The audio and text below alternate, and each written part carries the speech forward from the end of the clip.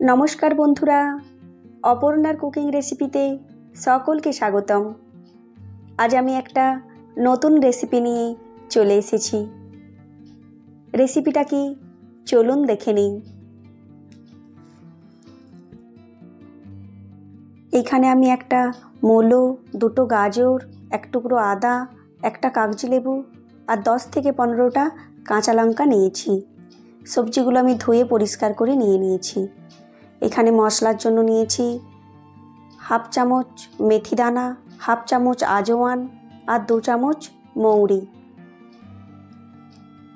2 চামচ কালো সর্ষে, 1 চামচ হলুদ সর্ষে আর হাফ চামচ জিরে, 10 থেকে 15টা কালো গোলমরিচ। এখানে নিয়েছি সর্ষে তেল হাফ কাপ, লবণ নিয়েছি 2 চামচ, কালো জিরে নিয়েছি হাফ চামচ, 2 চামচ কাশ্মীরি লাল লঙ্কার গুঁড়ো আর হলুদ গুঁড়ো হাফ চামচ। সবজিগুলো আমি এইভাবে কেটে নিয়েছি। এখন গ্যাসের চুলায় একটা কড়াই বসিয়ে দিয়েছি, গ্যাস অন করে দিয়েছি। মিডিয়াম ফ্লেমে রেখে এই মশলাগুলো ভেজে নেব। কালো সর্ষে, হলুদ সর্ষে, জিরে আর গোলমরিচগুলো দিয়ে প্রথমে ভেজে নিতে হবে। দেখুন আমি কিভাবে ভাজছি, এইভাবে নেড়ে চেড়ে ভেজে নিতে হবে। যখন একটু কালারটা চেঞ্জ হয়ে যাবে, হালকা লাল লাল হয়ে আসবে, তখন বাকি মশলাগুলো দিয়ে ভেজে নিতে হবে।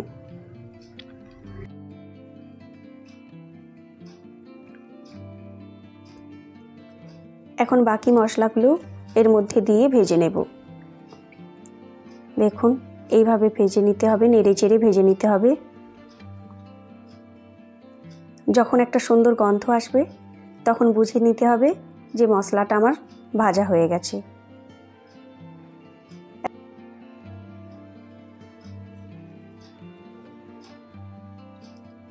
এখন আমার মশলাটা ভাজা হয়ে গেছে। এখন একটা পাত্রে তুলে নেব, গ্যাস বন্ধ করে দেব।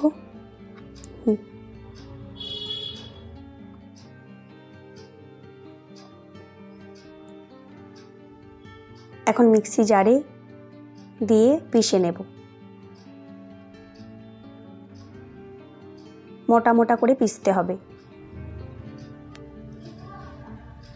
মশলাটা আমি পিষে নিয়েছি, দেখুন এইভাবে পিষে নিতে হবে। এখন আমি এর সাথে বাকি মশলাগুলো মিশিয়ে নেব।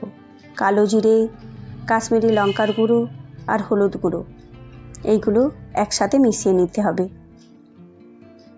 একটা চামচ দিয়ে ভালো করে মিশিয়ে নিতে হবে। এখন চুলায় আমি একটা কড়াই বসিয়ে দিয়েছি, গ্যাস অন করে দিয়েছি। এখন তেলটা গরম করে নেব। তেল গরম আমার হয়ে গেছে। তেলটা গরম হয়ে গেলে গ্যাসটা বন্ধ করে দিতে হবে।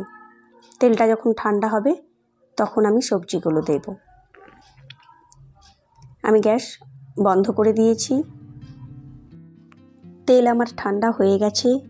এখন আমি আবার গ্যাসটা অন করে দেব। অবশ্যই খেয়াল রাখতে হবে যে লো ফ্লেমে গ্যাসটা রাখতে হবে।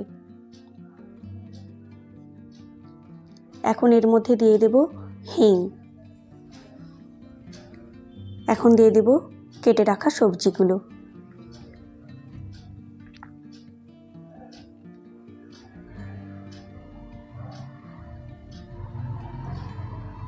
দু 3 মিনিট ধরে সবজিগুলো রান্না করতে হবে। লো ফ্লেম রেখেই রান্নাটা করতে হবে। এইভাবে নেড়ে চেড়ে রান্না করে নিতে হবে।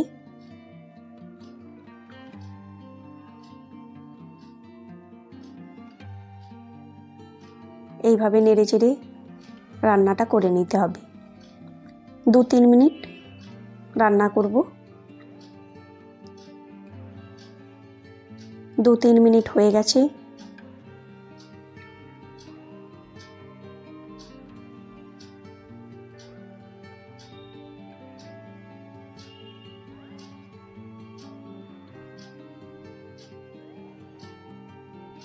এখন রান্নাটা আমার হয়ে গেছে, 2-3 মিনিট হয়ে গেছে।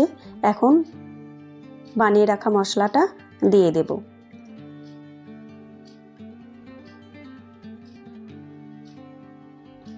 মশলাটা দিয়ে ভালো করে মিশিয়ে নিতে হবে।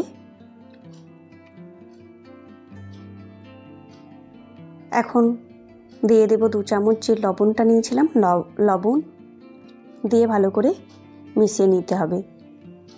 আরও 2 মিনিট রান্না করতে হবে।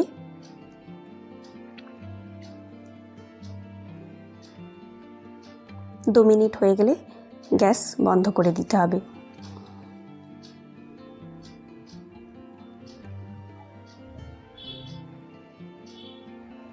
দেখুন কত সুন্দর কালার এসেছে।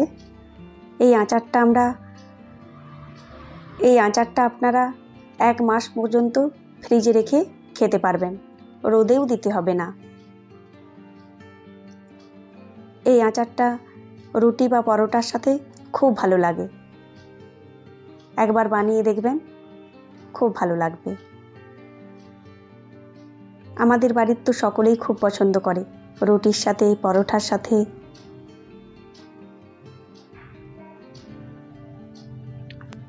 এই আচারটা একবার বাড়িতে বানিয়ে খেলে বারবার খেতে ইচ্ছে করবে, আর দোকান থেকে কিনে খেতে ইচ্ছে করবে না। খুবই অসাধারণ একটি আচার। আশা করি আপনাদের ভালো লাগবে।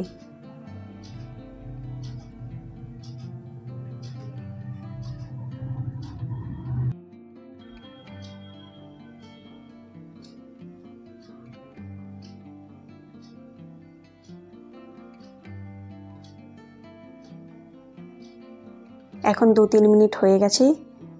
আমি এখন গ্যাসটা বন্ধ করে দেব।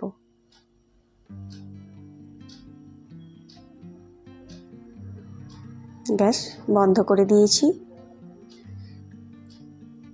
এখন দিয়ে দিতে হবে লেবুর রস।